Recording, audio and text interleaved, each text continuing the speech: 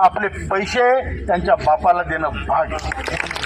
आता आपण EPFOला निवेदन देऊ. हे संपूर्ण भारतातून निवेदन जाणार आहे. त्याच्या मागे कोणी गेलं नाही.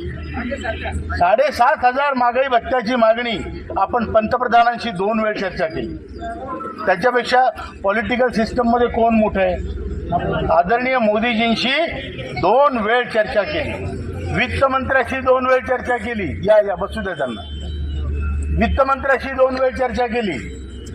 वित्त सचिवाशी, एक्सपेंडिचर सेक्रेटरीशी, कॅबिनेट सेक्रेटरीशी, श्रम मंत्र्याशी अनेक वेळ. सगळ्या प्रकारचे आपण चर्चा झालेल्या आहेत.